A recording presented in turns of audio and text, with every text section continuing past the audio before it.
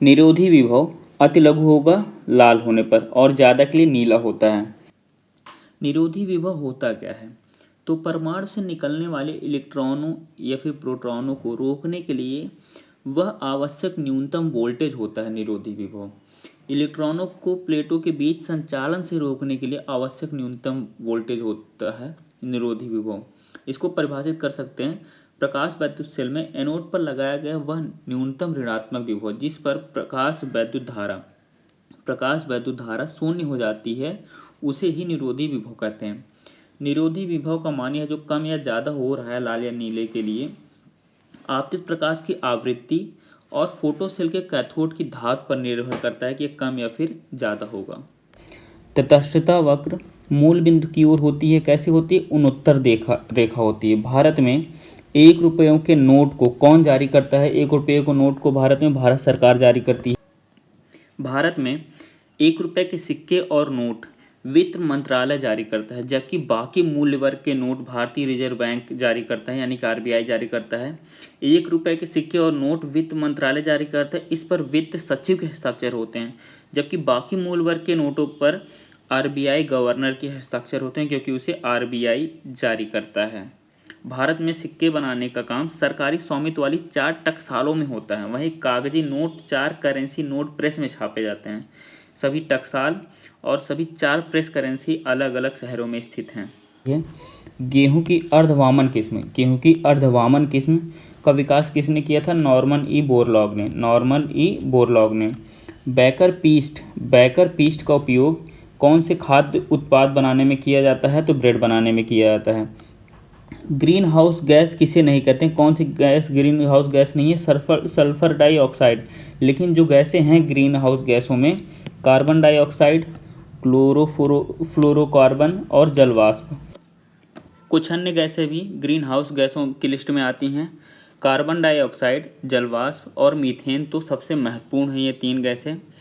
Nitrous oxide, ozone, chlorofluorocarbon, hydrofluorocarbon, perfluorocarbon और sulphur hexafluoride भी green house गैसों में आती हैं। ये सूर्य की गर्मी को अब हमारे पर्यावरण के अंदर रोक देती हैं, इसको वापस बाहर हमारे वायुमंडल से नहीं जाने देती हैं, जिससे गर्मी बढ़ती है।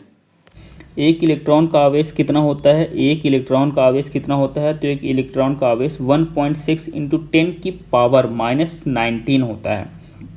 दो आवेशित कणों के बीच की दूरी दोगुनी करने पर उनके बीच का बल हो जाता है, कितना हो जाता है? 4 गुना हो जाता है उनके बीच का बल।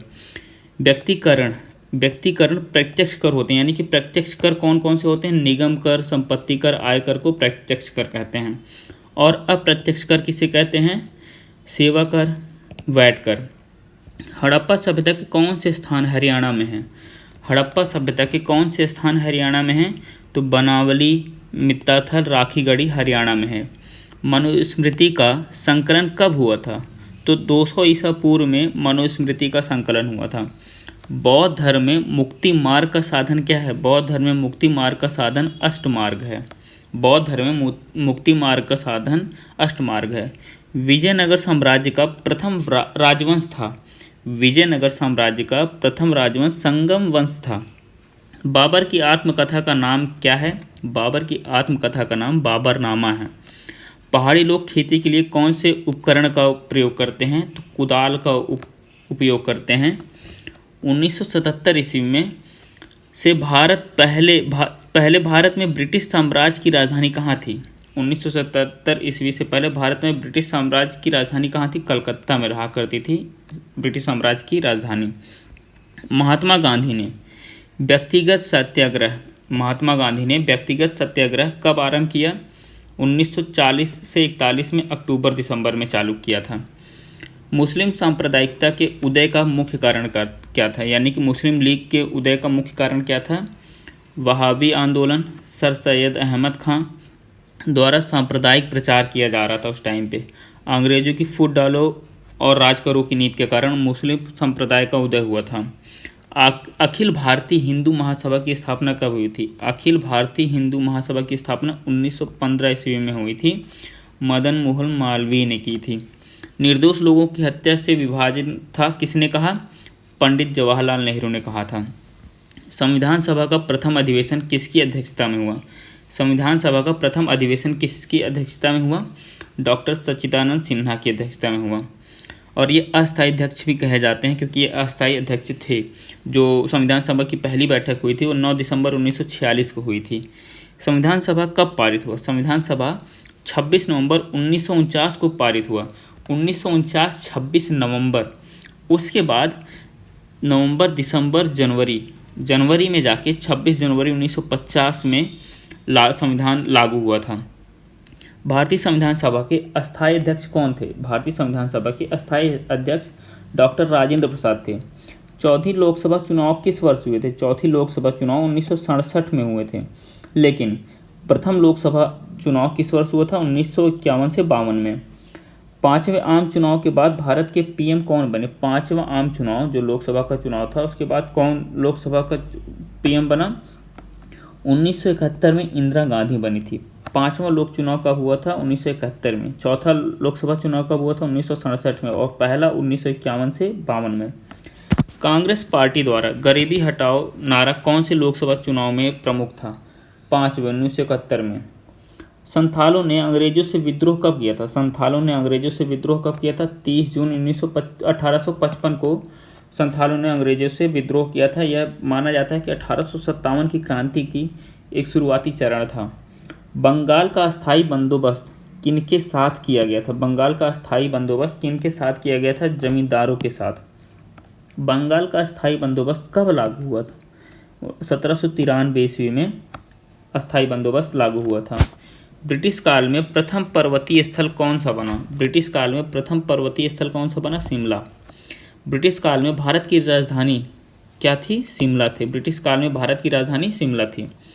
महात्मा गांधी की दांडी यात्रा कब हुई थी? महात्मा गांधी की दांडी यात्रा कब हुई थी? 1930 ईस्वी में सत्याग्रह के साथ 12 मार्च को। मुस्लिम लीग की स्थापना कब हुई? मुस्लिम लीग की स्थापना कब हुई थी?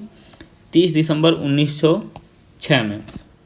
30 दिसंबर 1906 में मुस्लिम लीग की स्थापना हुई और मदन मोहन मालवीय की अध्यक्षता में 1915 में अखिल भारतीय लीग की स्थापना की गई थी।